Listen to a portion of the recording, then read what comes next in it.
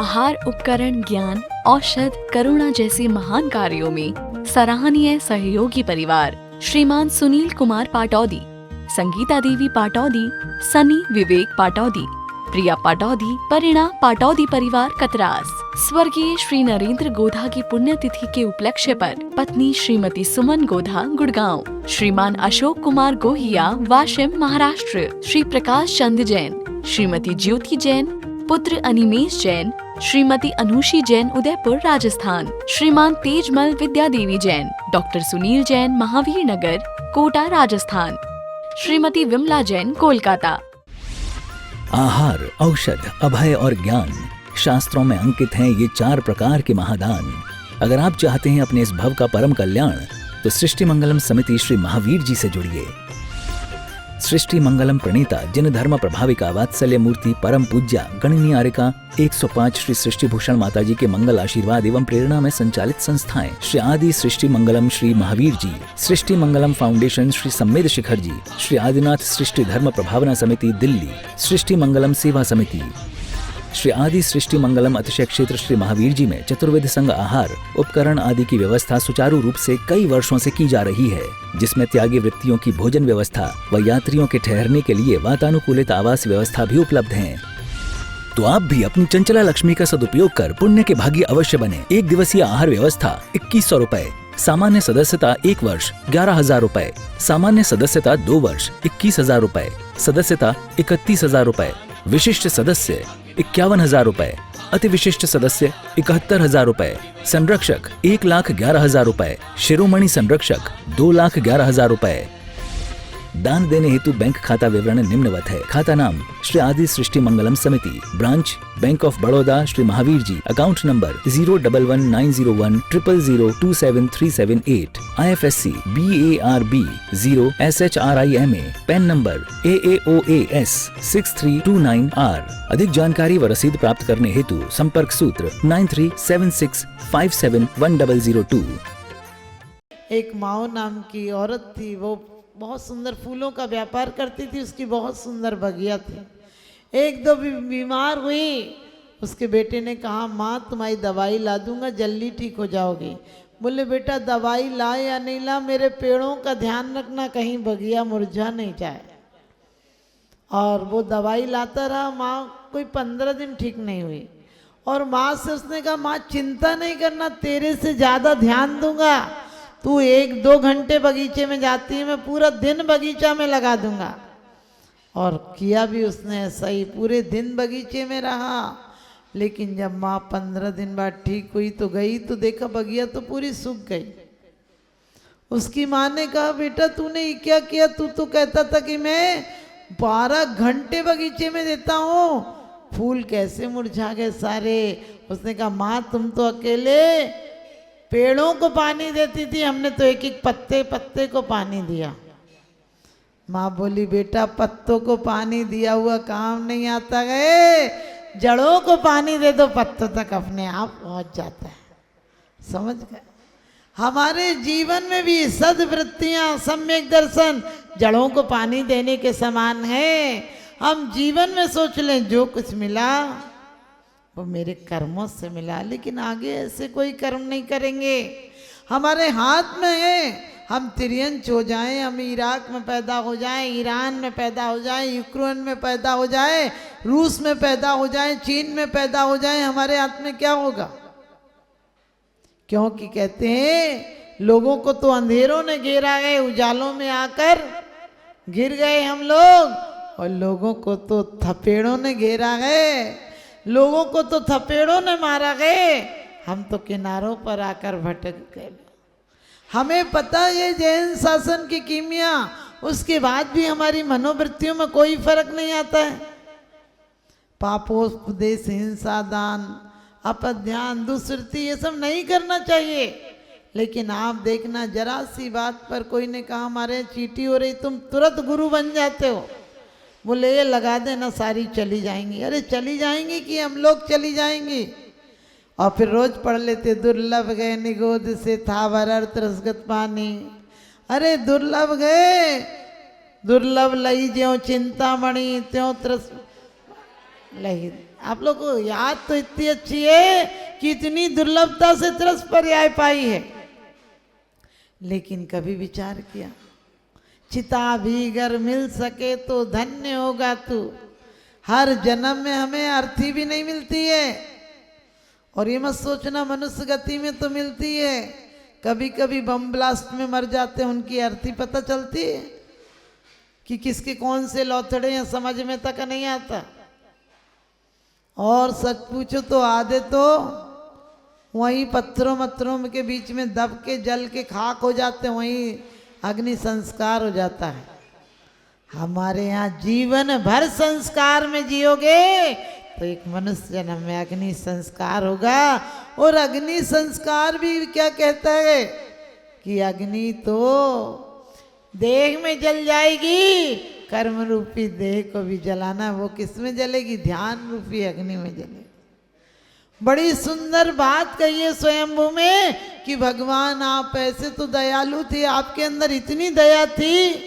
कल्याण मंदिर में कहा है कि आपके अंदर इतनी दया थी कि आपकी दया के कारण क्या हुआ था?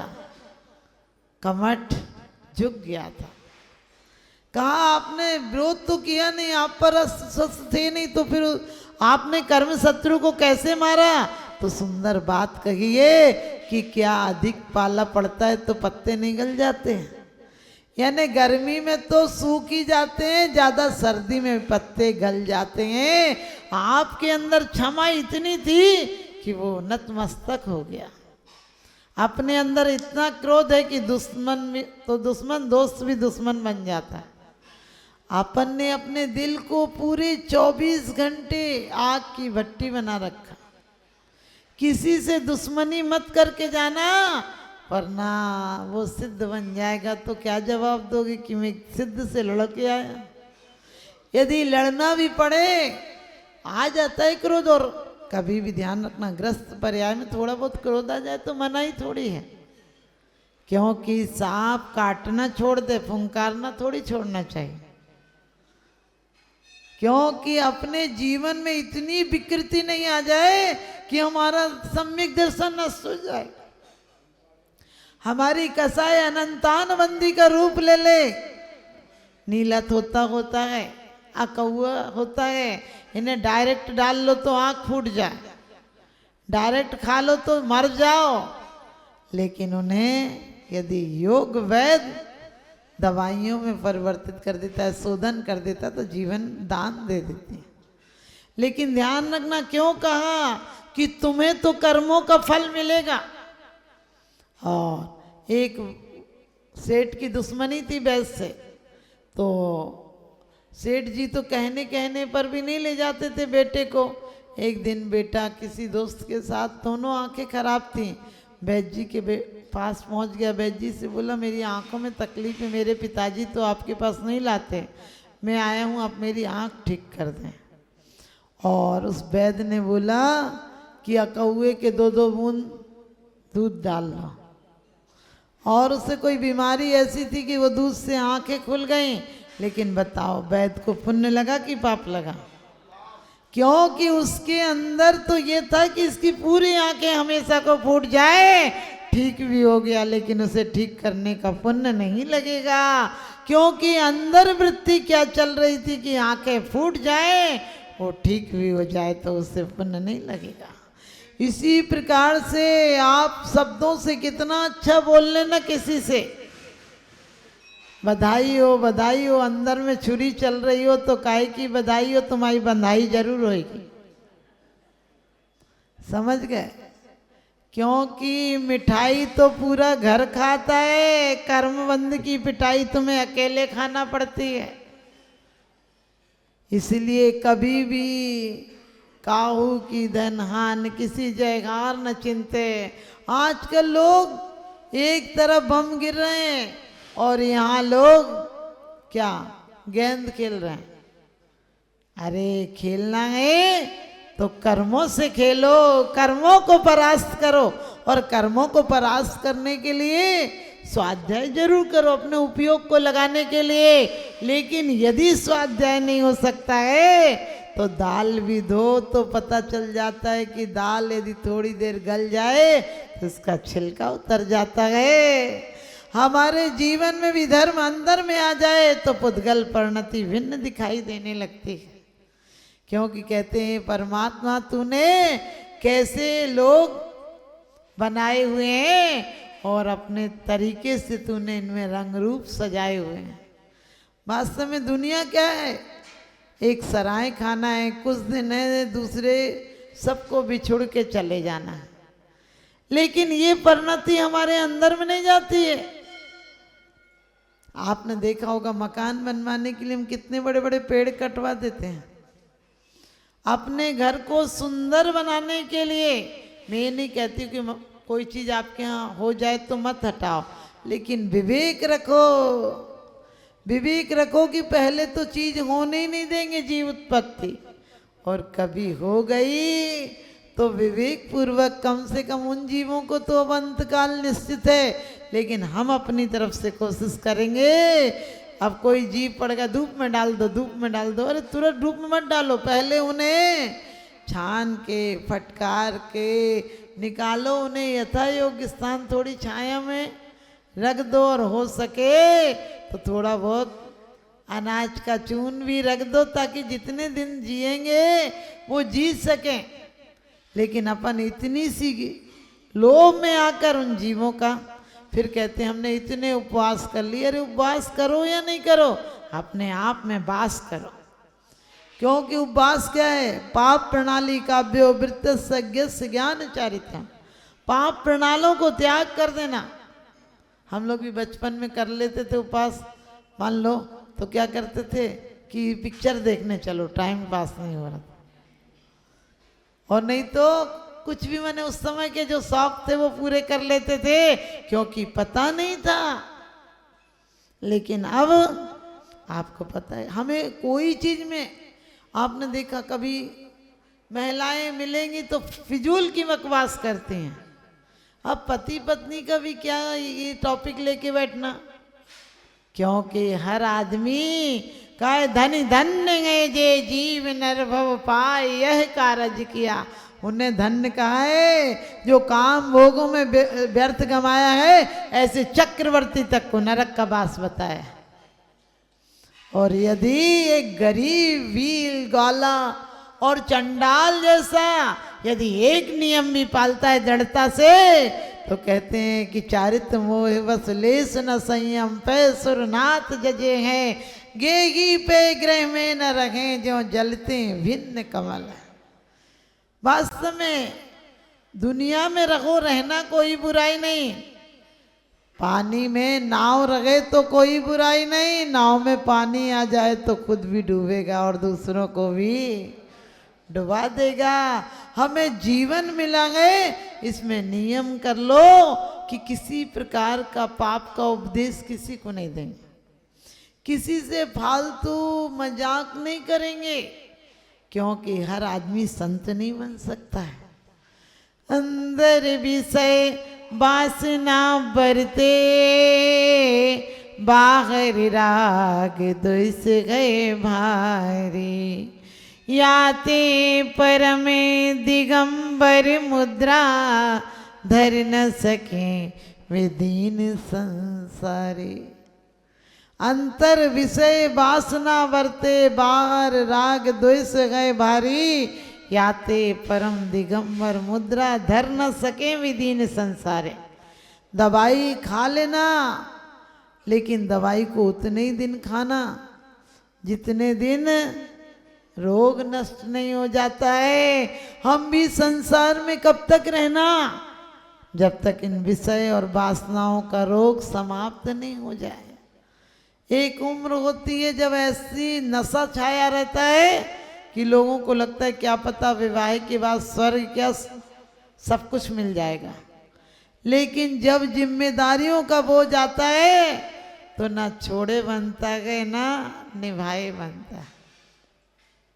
लेकिन मैं कहती हूँ कोई बात नहीं, मिले तो भी आनंद से जियो, नहीं मिले तो भी साधक बन के जियो, तुम्हारा पुण्य बढ़ेगा।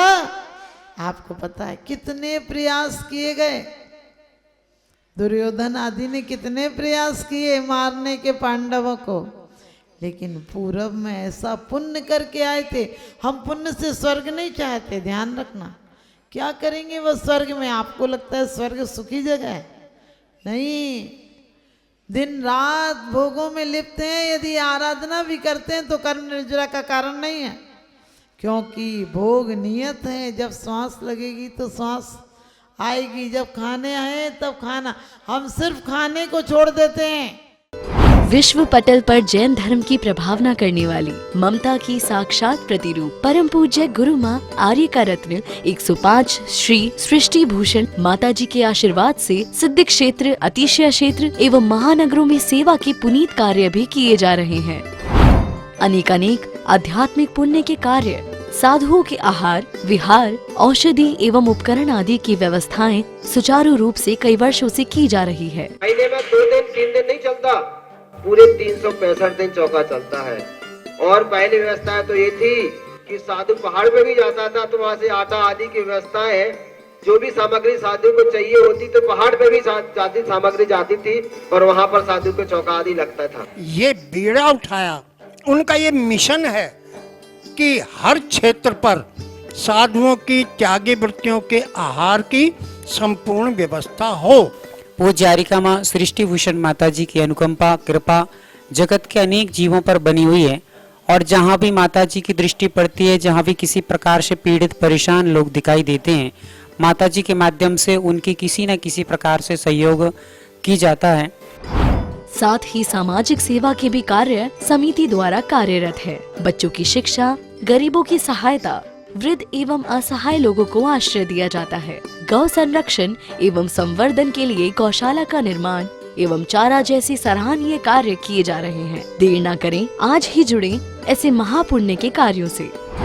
1 लाख से अधिक राशि देकर संरक्षण आदि पद प्राप्त कर सकते हैं। साथ ही छोटी राशि दान करके भी पुण्यार्जन कर सकते हैं। आप अपनी दान राशि दिए गए निम्नलिखित बैंक खाता विवरण में जमा करा सकते हैं। अधिक जानकारी हेतु संपर्क सूत्र। आहार, उपकरण, ज्ञान, औषध, करुणा जैसे महान कार्यों में सराहनीय सहयोगी परिवार श्रीमान सुनील कुमार पाटौदी, संगीता देवी पाटौदी, सनी विवेक पाटौदी, प्रिया पाटौदी, परिणा पाटौदी परिवार कतरास। स्वर्गीय श्री नरेंद्र गोधा की पुण्यतिथि के उपलक्ष्य पर पत्नी श्रीमती सुमन गोधा गुड़गांव, श्रीमान अशोक कुमार गोहिया वाशिम महाराष्ट्र, श्री प्रकाश चंद जैन, श्रीमती ज्योति जैन, पुत्र अनिमेश जैन, श्रीमती अनुषी जैन उदयपुर राजस्थान, श्रीमान तेजमल विद्या देवी जैन, डॉक्टर सुनील जैन महावीर नगर कोटा राजस्थान, श्रीमती विमला जैन कोलकाता।